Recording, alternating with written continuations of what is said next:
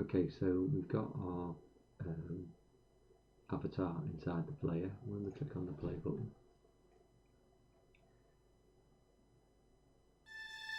we can see the character, but we've got a problem that we still see the player, so let's fix that.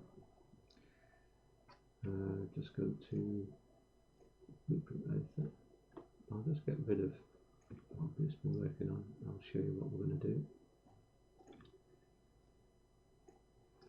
Okay, so the first thing is we need to make sure that the avatar is invisible when the game begins, okay, or when the interaction begins.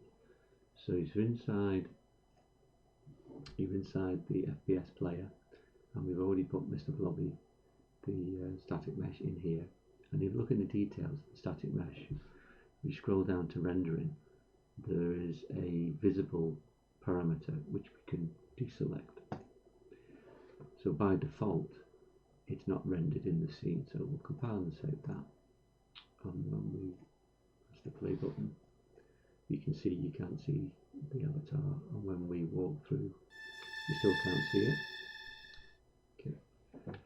So we need to wait for the avatar static mesh to be visible when the sequence player plays, but then go invisible when it stops.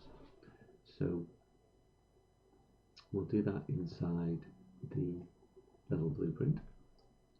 So the first thing is the level blueprint, and we need to go inside the first person character. So we need to use this cast. So type in cast 2, and we're casting to the FPS, which is the name of the blueprint that represents the first person character. And that needs to be told what does that represent. So we go get player character, because we need that. Now then we can go inside there, and we know that the static mesh is called Mr. Blobby, so Mr. Blobby, that's why it's important to name them. You can see it's already found that, so we get Mr. Blobby, so that gives us a reference to the static mesh that represents the avatar, and we want to set its visibility, so drag from there, set visibility, and you can see the rendering set visibility, and then we connect that up. So obviously this boolean, when it's ticked, means it's visible, and when it's unticked, it's invisible. So we can use this to our advantage. So if you think about it, ticking it will make the avatar visible, and we want this to have a special event. So I'm just going to drag from there and type in custom event, and I'm going to give it a special name, select it and go over to name and call it show lobby.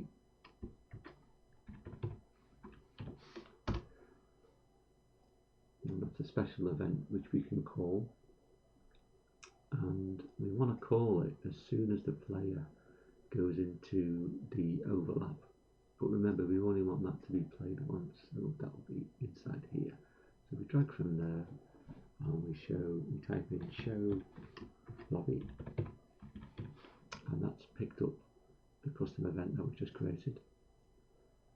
So obviously when the player goes into the trigger box, it does this only once. It changes the visibility to visible, so then the static mesh is visible, and then we play the sequence. So compile and save that. Let's test that, see if it works. So we can't see the avatar at the moment, and as soon as we walk through here, we can see the avatar in the scene. We noticed it's still visible. Okay, so we need a way to make that invisible. There's a couple of ways you could do this, but probably the easiest way is to create a trigger within the sequence player. Okay, so if we go to the sequence player, if you don't know where that is, go up to the camera, select the sequence player, and open the sequence, level sequence, which is already open. Okay, and I'm just going to add a new track. So track, and we want to create a event track, a trigger. Okay, and we can close, we can move these around, but effectively we need to create when this occurs. Now, for this to work, the playhead needs to go past it. Okay. So we want to effectively have this quite close to the end. So we're going to add a key.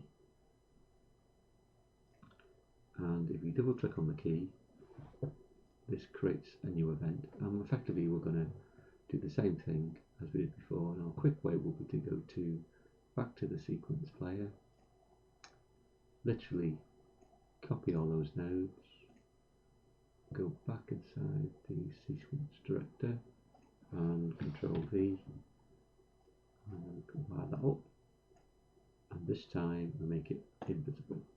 Compile and save. Okay, so we can test that, make sure we play back to 0. Save that again, and let's click on play. So if you can't see the player, we walk up, and as you can see now, the player's gone again. Okay, so we go up to this part, and you notice it's not working. That's because we haven't set that up for the other camera now. Okay, so we'll go back to this camera. Very straightforward. Go back to the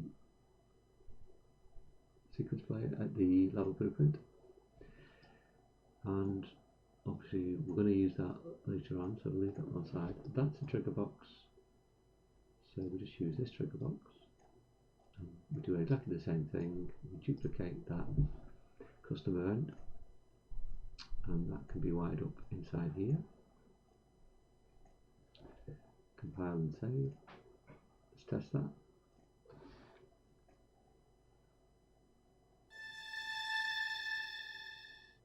And then we walk into the second entrance, and we should see the player.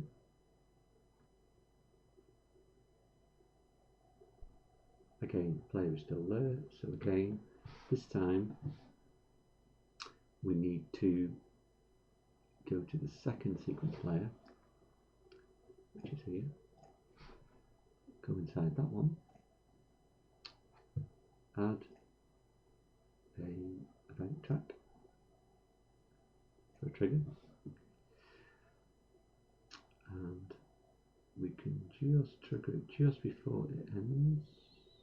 No, not there. Add a trigger, double click on the trigger, and you can literally, we should be able to place that straight into there. Oops, no, sorry, we need to go back to, just copy that again, copy, back into there, push that into there, wire that up, and then just make sure that's invisible. So what will happen is, as soon as the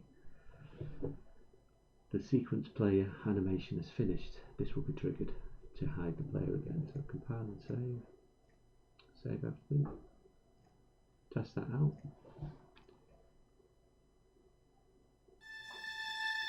We see the player, that's it, and then we go into this second doorway, and the player should be visible. And then we're back in again. Okay, that concludes that now. We can have a go at doing that.